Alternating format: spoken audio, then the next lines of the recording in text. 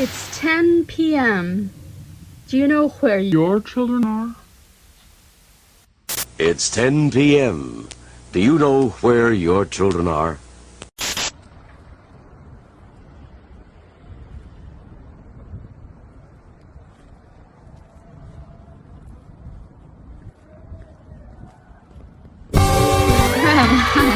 Okay, hopefully that woke you up.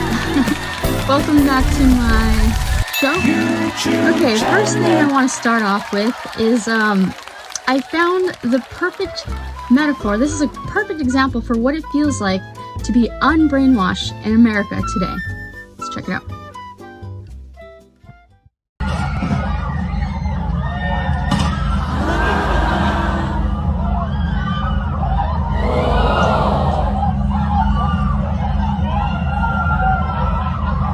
Yikes. And here's the perspective from people in other countries.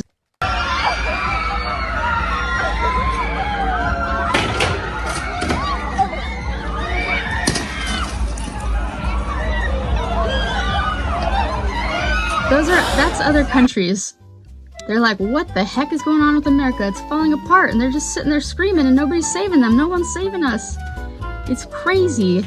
And if that didn't give you enough anxiety or any at all, this is another example.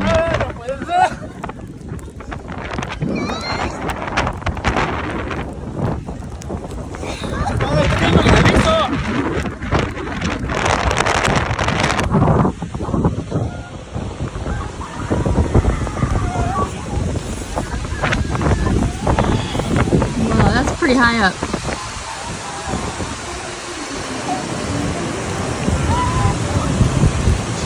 Wow. Actually, you know, that one to me feels more like people regretting their votes. They're sitting up there, they're stuck in the middle of a storm, like way high up, and they're looking down, they're like, gee, maybe people were right about this ride. That is so crazy. You know, of course, he gives us a plethora of material, Donald, and so here's just one of his latest mishaps. Do you want to respond to President Biden being diagnosed with cancer? Are you going to call your predecessor? I think it's very sad, actually. I'm surprised that it wasn't, the public wasn't notified a long time ago, because to get to stage 9, it's a long time. I just had my physical. He saw the results of that particular test. I think that test is standard to pretty much anybody getting a physical, good physical. We had the doctors at the White House and over at Walter Reed, which is a fantastic hospital. I did a very complete physical, including cognitive tests. I'm proud to announce I aced it. Okay, that's pretty much all I can take. First of all, there's no such thing as stage 9. What a doofus. What an idiot. For him to say, oh, wow, I can't believe the public wasn't notified. Well, he didn't even know himself. Duh. I swear to God. And then to bring himself up, of course. And you know what? These cognitive tests aren't anything to sport. You know what I mean? Let's take a test. Let's take a test right now. Let's go down. Joe and I will take a test. Let him take the same test that I took. Incidentally, I took the test. He would run laps around him. Joe would run laps around Donald. Too, when I heard that you passed it. Dad is young. Well, it's not the hardest test. No, but there's a picture and it says, what's that? And it's an elephant. No, Dad, you see, that's all misrepresentation. Well, that's what it was on the web. It's all misrepresentation. Because, yes, the first few questions are easy, but I'll bet you couldn't even answer the last 5 questions. I'll bet you couldn't make it very hard, the last 5. Well, one of them was count back from 100 by 7. And let me tell you. Which he can't do. Now, you couldn't answer. That's it. You couldn't answer. All right, what's the question? Many of the questions. Okay, cognitive... I'm going to play one more for you. Test Dr. Ronnie Jackson gave the president is called the Montreal Cognitive Assessment.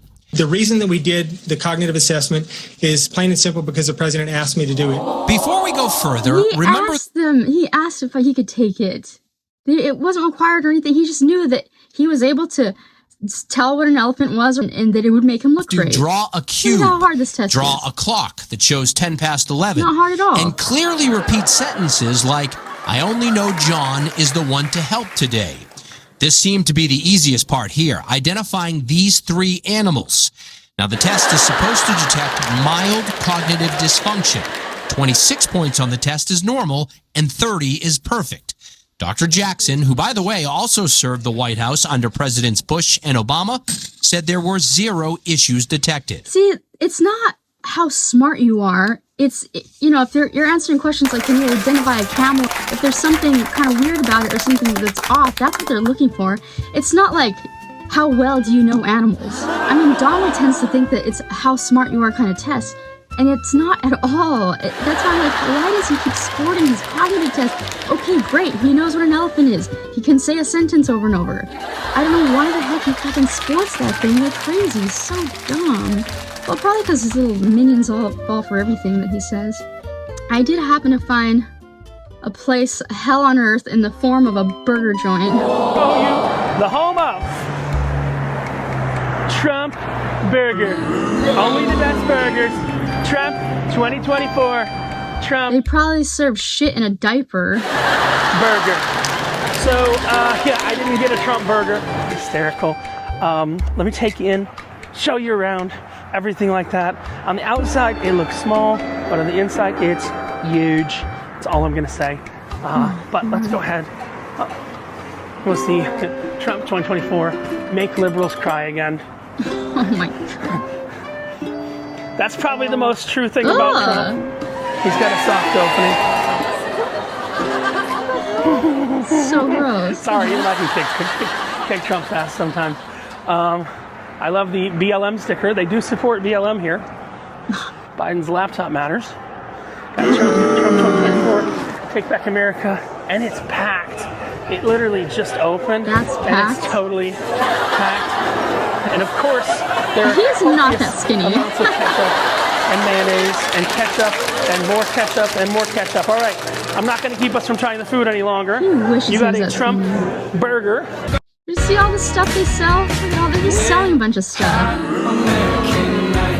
Anyways, that's enough of that.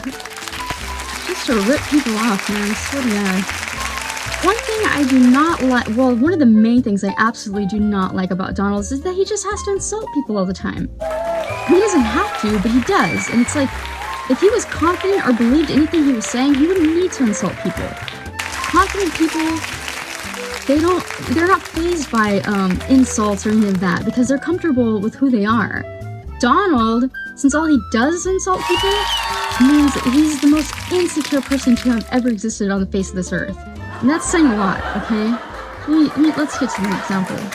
Said that you didn't adequately convince enough people to vote for the bill. The House Freedom Caucus. You mean after this speech? After this speech, that's what Oh, you yeah, I think said. so. Well, what do we see at the voters? I think it was a great talk. It wasn't a speech. We talked about then. Who do you work for? Notice. Who? Notice.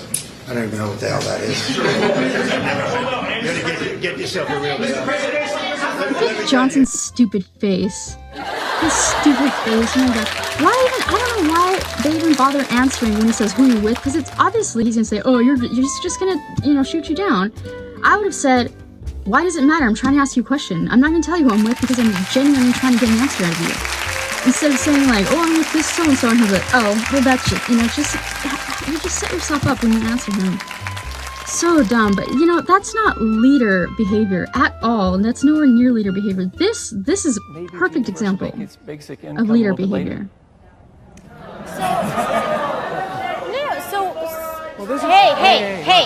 Hey, that's unacceptable, and that's the difference between me and Trump. I appreciate that.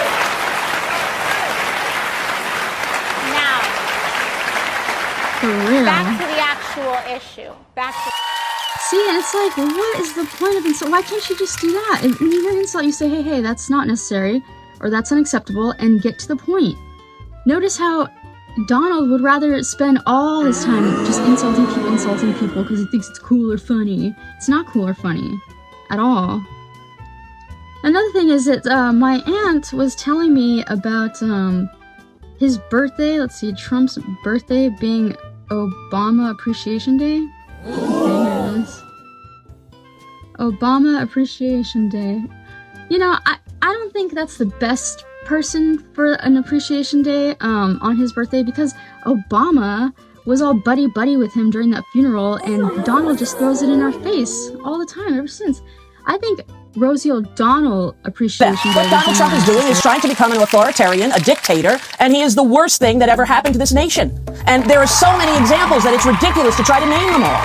And so I forgive the people who were lied to by Mark Burnett about Donald Trump. I forgive them when they are going to see the truth about him and he's going to go to jail. Because that's where he deserves to be, and that's where any other American would be if they did what he did. Apprentice. Yeah, which was all fiction. Yes. And a lot of people in America didn't know that it was fiction because they sold him as America's biggest successful businessman, and he had been bankrupt 6 times. And he had lots of charges of sexual abuse against him. And he is, known for lying and for corruption. And he had a charity that he and his family now can never do a charity again in New York because they stole money from children who had cancer. All you need to find out these facts is a computer, people. I am not an investigative journalist. I simply lived there my whole life. And in New York, where he grew up as well. We're around the same age. I'm 63, he's 107. Is that what he is? I'm not sure.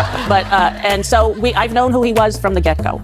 But a lot of male chat show hosts were saying the same things that you were. Yes. But it was just you just got under his skin. And it's almost 20 years since that show. And he's still, to this day, at the debate, they said to him, you call women pigs, gross, disgusting, fat, ugly. And he said, no, only Rosie O Donelll. To roarious applause and laughter in the audience. And I was at home with my kids watching it going, how do you explain this? I don't know if she'd even want to share any kind of date with him or whatever, because I wouldn't either.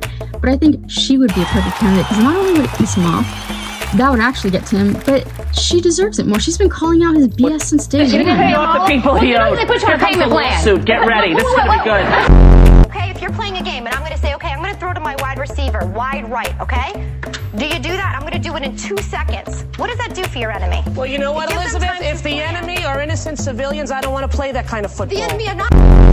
That's defunct. He inherited a lot of money. Wait a minute. And he's been bankrupt so many times where he didn't have to pay. People have been bankrupt, but he's come back. The people beneath him who he owed money to got shorted out of the money.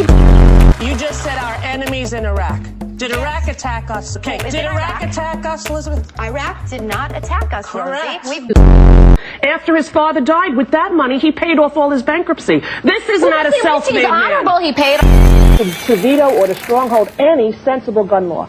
They have been against every sensible gun law until yesterday, including trigger locks, so that children, which there are 500 a year that die, don't get killed. She started to cry. She did. So I just want to thank Donald just giving me a second chance. It was brilliant. And there he is, hair looping, going, everyone deserves the second chance. She even moved out of the country because, they've had a feud for way before he ever came into politics. So Project 2025 had these training videos, right? But before I bring that up, first of all, if you're liking this video, please like and subscribe. I would really greatly appreciate it. I'm just starting out, but it's gonna get better. Anyways, so I don't know if you guys knew of these Project 2025 training videos. They got leaked, okay? These weren't put out on purpose. They got leaked. And there's this one guy. Next Republican president does not execute a dramatic course correction, there may never be another chance. So if you're not on board with helping implement a dramatic course correction because you're afraid it'll damage your future employment prospects, it'll harm you socially, please do us all a favor and sit this one out.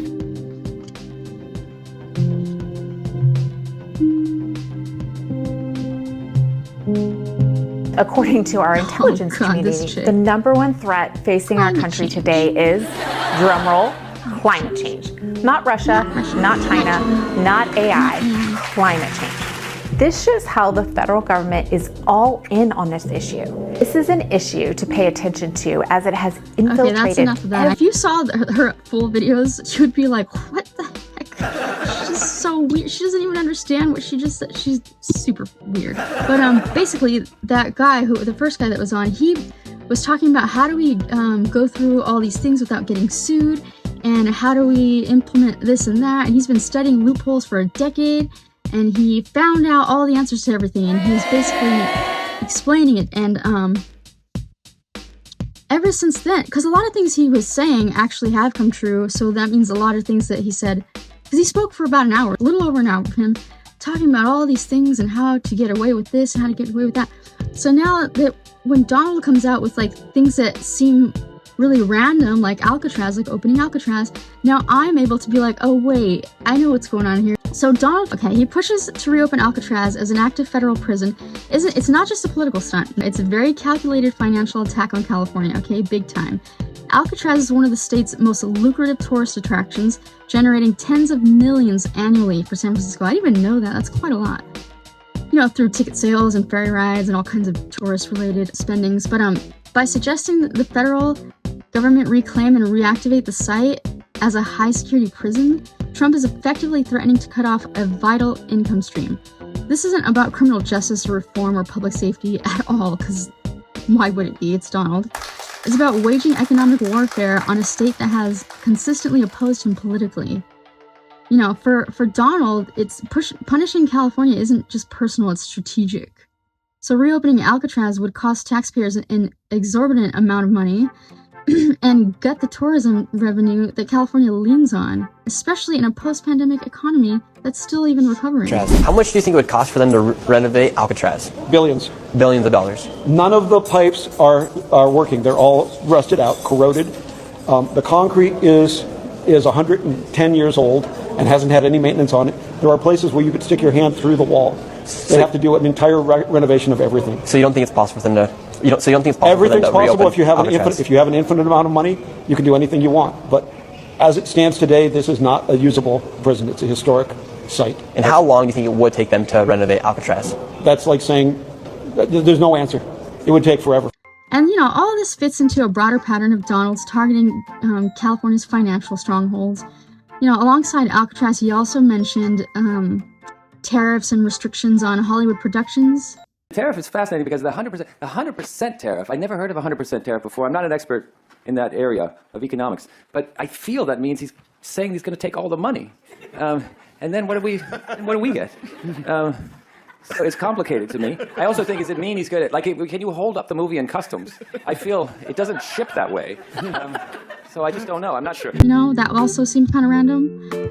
That's another multi-billion-dollar industry based in the great old Golden State. So by threatening California's entertainment exports, Trump is positioning himself as the culture war's economic general, trying to undercut the industry that not only funds the state, but also shapes public opinion against him. So it's a two-pronged attack, really. Stripping California of the money it generates and discredits the cultural power it wields. I don't know who helps him think up these plans, but it's just so petty.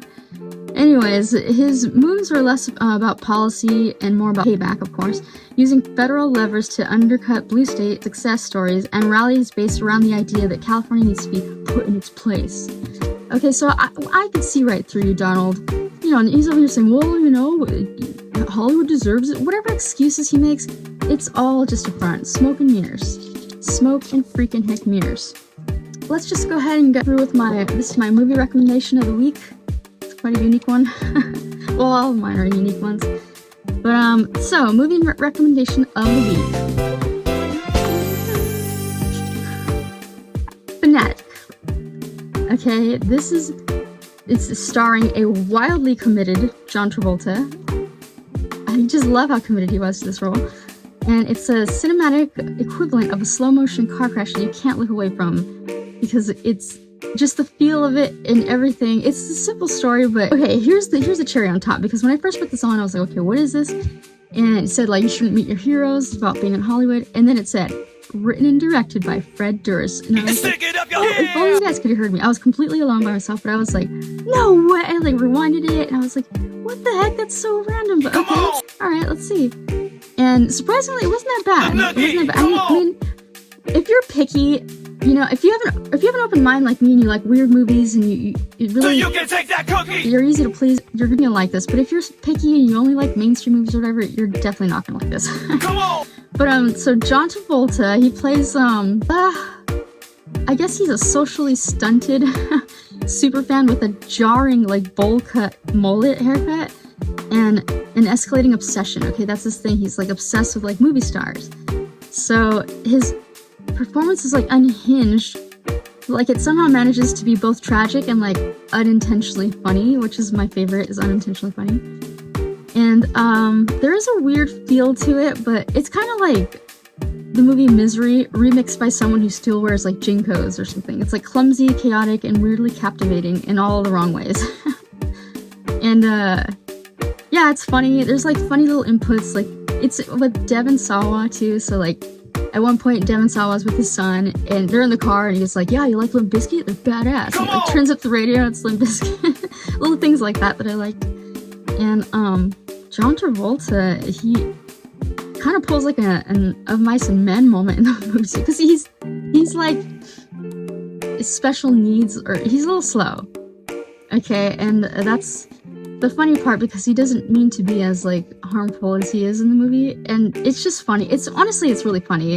It's not that bad, and it's all from Fred Durst. Okay, Limp Bizkit frontman of all people. Like a chomp. So yeah, that's my movie recommendation. Go